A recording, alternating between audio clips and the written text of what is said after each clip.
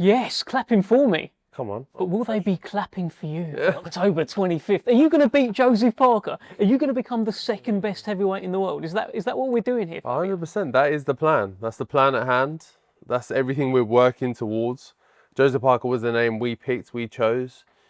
I've announced myself into the top level of heavyweight boxing. But there's a few question marks where people are thinking, oh, well, you haven't done this and you haven't fought X person or Y person, you haven't proved yourself properly. So no better way to do it than pick the number 2 man in the division, conquer that. And then there's not really much left to say. I can firmly say, hey, look, I'm shoulder to shoulder with you boys. Did you call out Joseph Parker? You know when Parker was meant to fight Dubois in Saudi? Dubois pulled out and everyone was chucking their name in. I feel like you did a tweet or something. I couldn't find it. I was trying to scroll and find it, but I can't. Did you? I put Phone emoji? I tweeted I think I either tweeted a phone emoji or an eyes emoji, but much to the panic of my team, who were like, "What are you doing?" But it was just it was playful. It was playful. I was like, if I was gonna have a big fight of that level, that magnitude, I don't want it on a day or two notice. I want the right build, the right opportunity, the right chance, the right moment to really show what I can do. Playful, but there's probably part of you, like, he must seem beatable to you, even at that point where you thought, yeah, I'll jump in with Parker, right? Look, every man's beatable. I have full faith in myself and in my confidence and in my abilities. It's a much taller task on a day or two's notice in that particular circumstance. But yeah, I believe every man's beatable. And I believe I have the skills and the capability to beat every man as well. It feels like you're like a wild card in this heavyweight division because you shouldn't be there. You've overachieved. I think, look, we've talked about this. 2016, he became world champion. 2016, who from accounts was you bashing up? Was it Keith? Was it Kevin? I don't know, but you were beating up civilians essentially. I was still fighting white collar back when he was a world champion. Yeah. You shouldn't be here, Fabio. Like, can you believe that you're here? What are you doing here? Yeah, look, it's something maybe over the last few years I kind of wrestled with, and like, what am I doing? And how have I got here? How have I done this? And then tick by tick by tick, and then the fights I've had and the stages I've been on, Portman Road, for example, and things like that, really kind of just go back and go, you know what? There's only so many times you can really question and go, how am I here? And there's a certain point where you go, clearly I'm meant to be here. Clearly I'm doing the right things. Clearly I deserve to be here.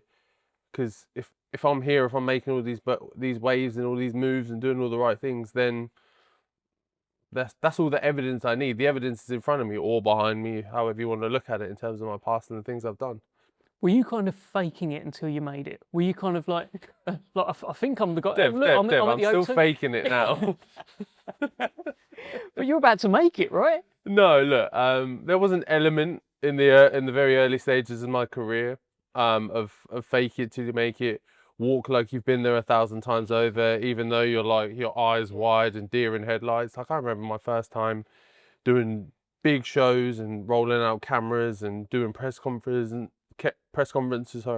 being on tables and talking and thinking, what am I doing here? Why are they talking to me? And and all of this, and then you just kind of slow roll and fall into it, and then it all becomes quite natural and normal. So yeah, there was definitely an element at the early start of my career of faking it till I make it, but the fake a bit is I guess over. I've still got a lot I want to make, still a lot I want to do, but I feel very comfortable with where I'm at. You've overachieved, right? That's what it feels like, and you have. In his presence, Parker's presence, you've brought up the white collar stuff. At Talksport yesterday, he said, "Well, why are you bringing up the white collar stuff?" Do you think he's kind of? Don't know. How do you think he finds you bringing that up? Because to me, it felt like he didn't like that you brought up the white collar stuff, and that you're almost kind of diminishing your ability and making an almost inbuilt excuse for a loss. What do you think? Yeah. No, not necessarily. Like maybe not. I don't think you would think that of my character, that I'm the one to immediately come with an excuse. That's not my style, regardless of any circumstance. The white collar tag has followed me through my career. Instead of it being an excuse, it's something more so I wear as a badge of honor to say, like, hey, look, you can come from XYZ background, any other place, maybe not do it the normal route, the quote unquote normal route, but you can still be successful. And that's how I use it, and that's how I talk about it. However he inferred it is different entirely. But no, there's no getting excuses in early or trying to get there before things go south and go, oh well, it's, you know, I'm just a little white collar guy, so Well, that's it. it's all gonna go wrong. And it's a coy little thing I play to, but ultimately I don't view myself as that at all. I'm going to bring it up at the presser though, because Oh, out of all the time that you've been around each other, it's all been fairly friendly. But that was the only kind of nibble that I saw where Parker kind of went, "You bringing that up," kind of thing. But let's see what he thinks today. Someone who's been with you for your entire career and your entire life, I want to ask you about your mum, because I've been scrolling your Instagram, right, just like looking for things I can ask you. Stalking, okay. Stalking, little quiet stalk. I think it's okay to stalk you, Fabio. But like you post about her every Mother's Day, every time it's her birthday, and like she's your hero, she's your inspiration, she's your rock. Couldn't have done it without her. All these things that you're saying. This looks like a very, very special relationship. Yeah, it is. It is. My mum's very much had always. It's funny actually. She sent me a really long message yesterday. She said something like, I'm keep scrolling and all I can see is," again, her words. She said, all I'm scrolling and all I keep seeing is your big head everywhere, and then ... Are you famous now or something like that? But sarcastically, and this is always the great relationship we've had. But she's always instilled so much confidence in me. To just do whatever I wanted to do, and no matter what it was, if I would have walked up to my mum at 18 and said I want to be an astronaut, she'd have been like, you can do that. Don't get me wrong, she'd have been like, well, go put the work in then. My mum's always been very much like, crack on, get the work done, don't just talk it, go do it. But full faith and full belief in me, and no matter what I've wanted to do. And I've always appreciated that. Appreciated that. And it goes for my dad as well. He doesn't get as much as kind of limelight and stuff. He's not a big social media heavy guy. He's very much in the background, and it's more the quiet word on your shoulder to say I'm proud of you, boy, and all of that. But just my family as a whole has been a fantastic support system, because no matter the challenge, no matter the setback or the issue or the problem or whatever else, everyone's always had full faith in me, and always been biggest cheerleaders, biggest supporters. Don't know how far you're scrolling, but if someone says a bad word, she's probably on there arguing with them, having a go, or an auntie of mine is, or a cousin of mine is, or my family are ferocious in the way they defend me and in the way that they praise me as well. So yeah, a lot of me and where I've got to is because of them. That "I'm proud of you" from mum hits different, right? That's a special feeling. It must fill you with so much pride that you've got your parents you're making proud, you've got your partner, you've got a baby now as well.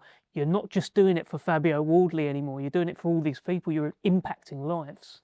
Yeah, it's a funny one when you frame it like that and say I'm impacting lives.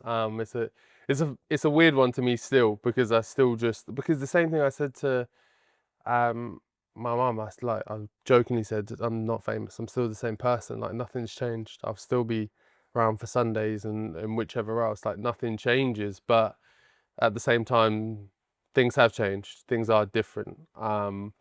So yeah, it's a weird one having to play with both sides of it. And it's a journey I'm very much enjoying, and it's something I'm proud, like I say, from the white collar aspect, to be able to shoulder that, and just from a general aspect of someone to look at and go, he's either from my small little town of Ipswich and doing pretty well for himself, or came from the white collar side of boxing and is doing pretty well, or just in general from my general history, background, kind of lifestyle of where I initially came from. Oh, he's actually made something of himself. And to look at me from whichever angle, if that offers some level of inspiration, is something I'm extremely grateful for. Who is Ed Sheeran going to support in this fight? Because I don't know if you've seen, because I was scrolling Parker as well. Can I show you something? Okay. Mate, and you guys, I'll send you the picture afterwards. My goodness, because I thought he was your mate. Yeah, I thought Ed Sheeran, I thought you and him were like tight. And then I scroll Joe Parker's Instagram. What's going on here? Where is he? We have to have a word. So Gonna have to have a word. it's Joe Parker with Ed Sheeran. I thought he was your mate. Who's he going to be supporting? Well, I You gonna don't know. I'll have to speak to him.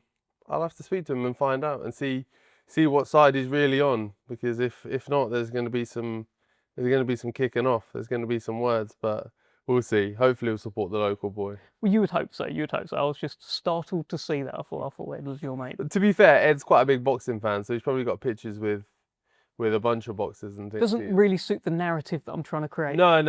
You're trying to spin a little wheel. Yeah, of course. Okay, listen, I know you've got other interviews to do, so listen, we're about to go into the press conference very, very shortly. It's all been fairly tame, I'd say, so far, but this is a serious, serious fight. All or nothing, mate. If you lose to Joe Parker, it's a long way back to that world title road. How seriously are you feeling about this? Yeah, look, this is the most serious fight of my career. This is the biggest fight of my career, the biggest test, the biggest opponent. This is everything. This is without understating all the marbles, in the sense of this fight will lead me to the next, which is genuinely all the marbles. So this, for me right now, this is a world title fight. This is my huge moment in my career. This will not make or break my career, but very much be a defining moment of my career, whether I go left or go right and things go positively or negatively. Might be a divine night for you, eh? Or that as well, yeah. Best of luck. Cheers, mate. Thank you.